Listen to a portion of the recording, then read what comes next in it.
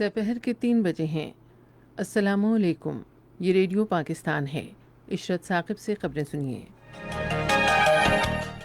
वज़ीर आज़म ने पाकिस्तान में फ़ेसबुक की सरमायाकारी और प्रोग्रामों का खैर मक़दम किया है।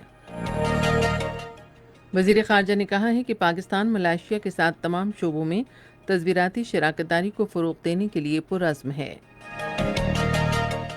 कौमी तहफ़्फ़ुज़ खुराक के वज़ीर ने कहा है कि पाकिस्तान ने टिड्डी दल के मसले पर काबू पा लिया है। मवासलात और डाकखाना जात के वफाकी वज़ीर ने कहा है कि हुकूमत डाक की खिदमात और शफ़ाफ नज़्म व नस्क़ को बहुत अहमियत देती है। अक़वाम मुत्तहिदा में पाकिस्तान ने तरक्की पज़ीर मुल्कों के चोरी किए गए असासों की वापसी के लिए मज़बूत निज़ाम वज़ा करने पर ज़ोर दिया है। बांग्लादेश में रोहिंग्या कैंपों में झड़पों के दौरान कम से कम 8 अफराद हलाक हो गए हैं। खबरें अब तफसील के साथ। वज़ीर आज़म इमरान खान ने पाकिस्तान में फ़ेसबुक की सरमायाकारी और प्रोग्रामों का खैर मक़दम किया है और इस हवाले से मज़ीद सरगर्मियों के लिए इसकी हौसला अफजाई की है। फ़ेसबुक के चीफ़ ऑपरेटिंग ऑफिसर शेरिल सैनबर्ग ने आज वज़ीर आज़म से ऑनलाइन मुलाकात की और उन्हें पाकिस्तान में फ़ेसबुक की सरमायाकारी, मुल्क में डिजिटल खानदगी के इक़दामात के लिए कंपनी के ताउन और कोरोना वायरस की वबा के दौरान इसके काम के हवाले से तबादला ख़याल किया। वज़ीर आज़म ने फ़ेसबुक जैसे डिजिटल प्लेटफॉर्म्स की भरपूर सलाहियत और किरदार का एतराफ़ किया, जो पाकिस्तानी नौजवानों और कारोबारी इदारों को आलमी मौक़े फ़राहम करते हुए किरदार अदा कर सकते हैं कि लोगों को गुर्बत से निकालने के लिए मौक़े किस तरह पैदा किए जाएँ। इमरान खान ने दुनिया में बढ़ती हुई नफ़रत और इंतहा पसंदी पर भी तशवीश ज़ाहिर की और कहा कि ऑनलाइन नफ़रत अंगेज़ तकारीर की रोकथाम एक बड़ा चैलेंज है। तवानाई के शोबे से ताल्लुक़ रखने वाली शख्सियात मोहम्मद अली टिब्बा, शाहिद अब्दुल्ला और अंसार अहमद ने आज वज़ीर आज़म इमरान खान से इस्लामाबाद में मुलाकात की। बहरी उमूर के वज़ीर सैयद अली हैदर ज़ैदी, मुशीर ख़ज़ाना अब्दुल हफ़ीज़ शेख, मुआविन ख़ुसूसी ताबिश गौहर भी इस मौके पर मौजूद थे। उन्होंने तवानाई के शोबे से मुताल्लिक़ मामलात पर बातचीत की। वज़ीर ख़ारिजा शाह महमूद कुरैशी ने कहा है कि पाकिस्तान मलेशिया के साथ मईशत, तिजारत, तालीम, साइंस और टेक्नोलॉजी समेत बाहमी दिलचस्पी के मुख्तलिफ शोबों में तज़वीराती शराकतदारी के फ़रोग़ के लिए पुरअज़्म है। वो आज मलेशिया के अपने हम मनसब दातू सिरी हशामुद्दीन से टेलीफोन पर बातचीत कर रहे थे। दोनों वज़राए ख़ारिजा ने पाकिस्तान और मलेशिया के दरमियान दोतरफ़ा ताल्लुक़ात पर इत्मीनान का इजहार किया और कोरोना वायरस की आलमी वबा के दौरान मिसाली दोतरफ़ा ताउन को सराहा। शाह महमूद कुरैशी ने कोरोना वायरस की आलमी वबा के दौरान मलेशिया में मुकीम पाकिस्तानी बिरादरी का खुसूसी ख्याल रखने पर अपने मलेशियन हम मनसब का शुक्रिया अदा किया। कौमी तहफ़्फ़ुज़ खुराक के वज़ीर सैयद फ़ख़र इमाम ने कहा है कि पाकिस्तान ने टिड्डी दल के मसले पर काबू पा लिया है। आज इस्लामाबाद में टिड्डी दल के तदारुक के कौमी मरकज़ में एक तकरीब से खिताब करते हुए उन्होंने कहा कि सूबाई हुकूमतें और इदारे इस मसले से मिलकर निमटे हैं। उनकी मरबूत कोशिशें और देहातियों के ताउन से टिड्डी दल पर काबू पाने में मदद मिली है। उन्होंने कहा, ये बात एक बार फिर सच साबित हुई कि पाकिस्तानी कौम किसी भी मसले से निमटने की सलाहियत रखती है। खुराक और ज़राअत के आलमी इदारे की तर्जुमान मिना डोलेचाही ने मुख्तसर वक्त में इस मसले से कामयाबी से निमटने पर पाकिस्तान को सराहा। उन्होंने कहा कि हम टिड्डी दल के खिलाफ कोशिशों में पाकिस्तान के अच्छे इक़दामात से सबक सीख सकते हैं। नागहानी आफात से निमटने के कौमी इदारे के chairman lieutenant general Mohammad Afzal ने इस मौके पर इजहार ख्याल करते हुए कहा कि पाकिस्तान ने मुस्तक़बिल में टिड्डी दल से मज़ीद मौसर अंदाज में निमटने के लिए इस्तेदाद और सलाहियत में इजाफ़ा किया है।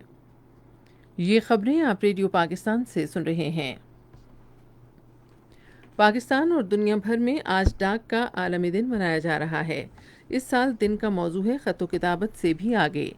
पाकिस्तान पोस्ट डाक का आलमी दिन यूनिवर्सल पोस्टल यूनियन के अज़्म और मकासद के साथ इजहार यकजहती के तौर पर मना रहा है।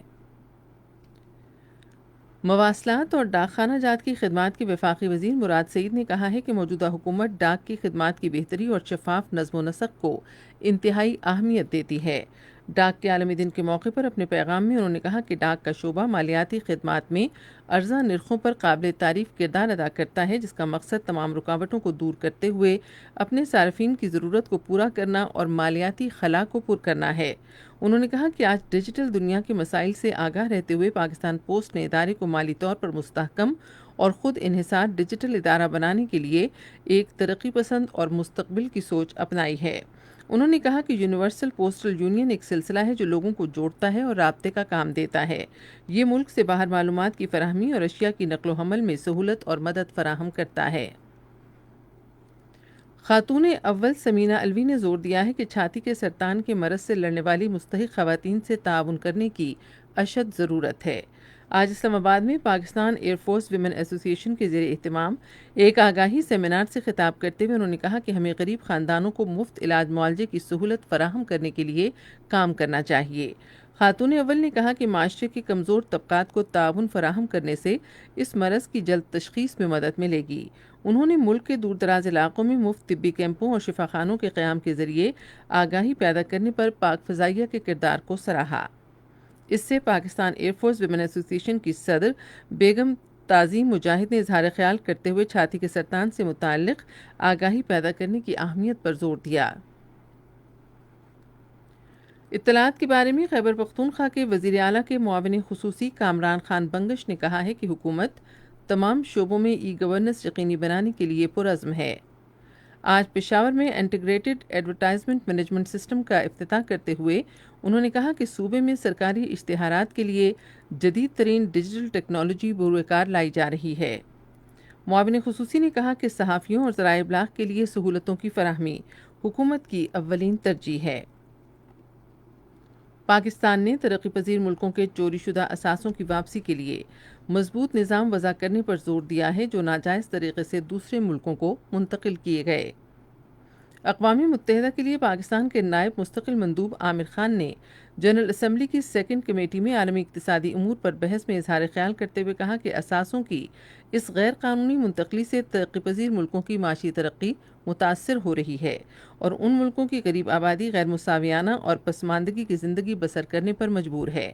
انہوں نے معاشی احتساب، شفافیت اور استحکام کے بارے میں پینل کی گزشتہ ماہ کی رپورٹ کے نتائج کو تشویشناک قرار دیا جس کے مطابق ترقی پذیر ملکوں سے سالانہ اربوں ڈالر کی غیر قانونی منتقلی ہو رہی ہے۔ انہوں نے کہا کہ غریب ملکوں کے استحصال کرنے والوں کو روکا جانا چاہیے۔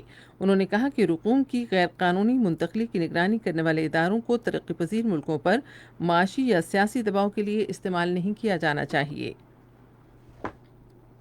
بھارتی حکومت نے بھارت کے غیر قانونی زیر قبضہ جموں و کشمیر میں بلدیہ کے 2 قوانین میں ترمیم کی ہے جن کا مقصد انتظامیہ کو لیوی اور پراپرٹی ٹیکس کی وصولی کے لیے با اختیار بنانا ہے۔ ان ترامیم کے تحت عمارتوں یا اراضی یا پھر دونوں کا پراپرٹی ٹیکس ان کی سالانہ قابل ٹیکس قیمت کے 15% سے زیادہ نہیں ہوگا جس کا تعین انتظامیہ وقتاً فوقتاً کرے گی۔ ان قوانین کے تحت حکام کو افراد، زمینوں اور عمارتوں یا خالی زمین یا پھر دونوں کو پراپرٹی ٹیکس سے مستثنی قرار دینے کا اختیار بھی حاصل ہوگا۔ بنگلہ دیش میں روہنگیا کیمپوں میں مسلح گروپوں کے درمیان تصادم کے نتیجے میں کم از کم 8 افراد ہلاک ہو گئے ہیں۔ بنگلہ دیش میں قائم کیمپوں میں 10 لاکھ روہنگیا جن میں بیشتر مسلمان ہیں 2017 سے اس وقت سے رہ رہے ہیں جب میانمار میں ایک فوجی کارروائی کے باعث 7,30,000 سے زیادہ روہنگیا اپنے گھر چھوڑنے پر مجبور ہو گئے تھے۔ اور اب موسم کی صورتحال کے لیے محکمہ موسمیات کے نمائندے کی رپورٹ۔ گزشتہ 24 گھنٹوں کے دوران ملک کے بیشتر علاقوں میں موسم گرم اور خشک رہا۔ گزشتہ روز ریکارڈ کیے گئے زیادہ ٹیمپریچر میں تربت میں 42، مٹھی اور شہید بے نظیر آباد میں 39 ڈگری ریکارڈ کیا گیا۔ آنے والے 24 گھنٹوں کے موسم میں ملک کے بیشتر علاقوں میں موسم خشک جبکہ میدانی علاقوں میں دن کے وقت گرم رہے گا۔ پنجاب، خطہ پٹوار، اسلام آباد، خیبر پختونخوا میں بیشتر اضلاع میں موسم گرم اور خشک رہے گا تاہم چترال اور گیزنوا میں جزوی آلودگی رہنے کے علاوہ ہلکی بارش ہو سکتی ہے۔ پنجاب کے زیادہ تر اضلاع میں موسم خشک اور گرم رہے گا۔ اسی طرح بلوچستان میں بھی بیشتر علاقوں میں موسم خشک جبکہ جنوبی علاقوں میں گرم رہے گا۔ اسی طرح سندھ کے بیشتر علاقوں میں موسم گرم اور خشک رہے گا۔ کشمیر اور گلگت بلتستان میں معتدل جزوی آلودگی رہنے کی توقع ہے۔ اس کے علاوہ مقبوضہ کشمیر بشمول سری نگر، جموں، لیہ، پلوامہ، اننت ناگ، شوپیاں، بارہمولہ میں بھی موسم گرم اور خشک رہے گا۔ اہم خبروں کا خلاصہ آخر میں ایک بار پھر سن لیجیے۔ وزیر اعظم نے پاکستان میں فیس بک کی سرمایہ کاری اور پروگراموں کا خیر مقدم کیا ہے۔ وزیر خارجہ نے کہا ہے کہ پاکستان ملائیشیا کے ساتھ تمام شعبوں میں تصویراتی شراکت داری کو فروغ دینے کے لیے پرعزم ہے۔ قومی تحفظ خوراک کے وزیر نے کہا ہے کہ پاکستان نے ٹڈی دل کے مسئلے پر قابو پا لیا ہے۔